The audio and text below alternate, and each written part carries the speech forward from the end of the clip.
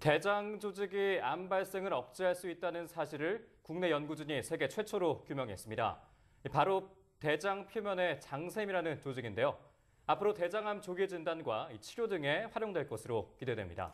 네, 자세한 내용은 한국과학기술원 바이오뇌공학과 조광현 교수 전화로 연결해서 알아보겠습니다. 교수님 안녕하십니까? 네, 안녕하세요. 네, 우리 몸은 손상을 입으면 스스로 치유를 하는 기능을 발휘하는데요. 이때 암이 발생할 수도 있는 건가요? 그렇습니다. 생명체는 손상된 조직을 스스로 복구할 수 있지만 복구를 위한 세포 분열 과정에서 그런 암을 일으킬 수 있는 유전자 변이가 생길 위험이 항상 존재하게 됩니다. 네. 그래서 이러한 문제는 특히 이제 세포 분열의 속도가 빠르고 소화 과정에서 생성되는 독성 물질들로 인해서 유전자 변이 확률이 높은 대장의 장샘에서 더욱 심각합니다. 장샘이라는 말씀을 드렸는데 장샘은 대장 표면을 형성하는 동굴 모양의 미세 조직을 일컫는데요. 네. 대략 한 2천여 개의 세포들로 구성되어 있습니다. 네, 그렇군요. 말씀하신 대로 이렇게 치유 과정에서 발생한 암을 제어하는 것이 가장 중요한 문제일 텐데 대장에서 손상된 조직을 재생할 때 나타나는 이 암 발생을 억제하는 이른바 기작을 규명하셨는데 어떻게 억제하는 건가요? 네, 그래서 우선 저희가 주목한 것은 역사상 인류가 현재와 같이 이렇게 빈번하게 육식을 하기 이전까지는 대장암이 별로 발생하지 않았다는 점입니다. 네. 그러니까 즉 과도하게 장내 환경이 나쁘지만 않다면 우리 몸에는 스스로 대장암의 발생이 어느 정도 잘 억제될 수 있다는 것이죠. 네. 그래서 이 점으로부터 이제 저희는 대장 조직 내에 스스로 암 발생을 억제하는 어떠한 방어 메커니즘이 존재할 수 있다라는 추측을 하게 되었고요.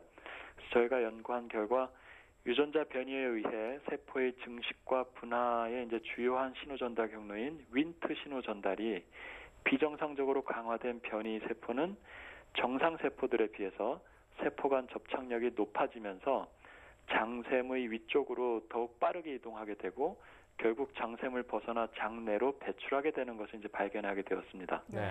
좀 더 상세히 말씀드리면 유전자 변이로 윈트 신호 전달 회로의 핵심 인자인 베타카테닌이 분해되지 못하면 축적된 베타카테닌이 세포 증식을 더 활성화시키는 한편 동시에 세포의 접착력도 높이게 되는데요. 장샘 조직의 어떤 특수한 환경과 더불어서 비슷한 접착력을 가진 세포들이 모여드는 성질 때문에 결국 변이된 세포를 빠르게 배출시켜서 장샘 조직의 항상성이 잘 유지된다는 것입니다. 이때 세포의 접착력이 높아지면 더 빠르게 이동된다는 것이 직관적으로는 잘 이해하기 어려운 부분인데요. 저희는 이것이 이제 정상적인 장샘에서 세포 접착력의 9배가 장샘의 상단으로 갈수록 높은 형태를 띠고 있고 세포들은 또한 비슷한 접착력을 가진 세포들끼리 모이도록 재배열되는 성질을 갖고 있기 때문이라는 것을 알게 되어서 이제 이와 같은 연구 결과를 얻게 되었습니다. 네, 장샘이 중요한 역할을 한다는 말씀인데요. 구체적인 실험 방법과 또 내용을 설명해 주신다면요? 예, 이번 연구에서 저희는 우선 장샘 조직의 세포 내에 윈트 신호 전달 경로와 관련된 지금까지 수행된 매우 방대한 실험 데이터들을 모두 집대성하고 그로부터 세포의 증식과 접착력을 결정하는 세포 내의 복잡한 분자 회로들 그리고 그에 따른 장샘 조직 내의 세포 집단에 대한 거동을 수학 모델을 개발하고 그에 대한 대규모 컴퓨터 시뮬레이션 분석을 수행했습니다.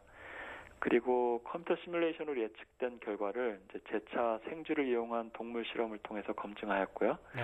그야말로 IT라고 불리는 정보기술과 BT라고 불리는 생명과학을 융합한 연구를 수행한 것인데요. 현대과학에서는 이러한 IT와 BT의 융합과학을 시스템 생물학이라고 부릅니다. 그래서 이제 전 세계적으로 생명과학의 새로운 패러다임을 형성하면서 아주 큰 주목을 받고 있습니다. 네, 그렇군요. 앞으로 대장암의 조기 진단이나 혹은 치료제 개발 등에도 활용할 수 있을 것으로 기대가 되는데 상용화는 언제쯤으로 예상하십니까? 네, 그렇습니다. 이번 연구를 통해서 정상의 대장 조직 내에는 암 발생을 스스로 억제하는 어떤 자체적인 방어 메커니즘이 존재한다는 것을 이제 처음 알게 되었고요. 네. 그래서 이제 이를 토대로 실제 대장암 발생 이전에 위험에 처한 대장 조직인지를 이제 분별하는 방식으로 조기 진단에 활용될 수가 있겠습니다. 네. 더욱이 이제 지금까지 대장암 발생을 유발하는 것으로만 여겨진 윈트 신호 전달 경로가 실제로는 암 발생을 억제하는 순기능도 가지고 있음을 이제 알게 되었기 때문에 이러한 자발적인 방어 기작을 보호하면서 암세포의 기능을 선별적으로 무력화시키는 새로운 개념의 항암제 개발에도 응용할 수 있겠습니다. 물론 정확한 상용화 시기를 예측할 수는 없지만 이번 연구 결과를 계기로 해서 분명 개발 시기가 앞당겨질 것으로 생각됩니다. 네. 이번 연구를 바탕으로 또 앞으로 후속 연구 계획 있다면 말씀 부탁드립니다. 네, 이번 연구 결과는 통상 그 생명과학에서 수행하듯이 세포 내의 분자 기작에만 초점을 맞추었다라면 결코 얻을 수 없는 결과였습니다. 그래서 저희가 세포 내의 분자 수준뿐만 아니라 세포와 세포 간의 상호작용 그리고 이를 더 확대한 조직 수준의 변화까지 통합하여서 총체적으로 분석하였기 때문에 이제 얻을 수 있는 결과였고요.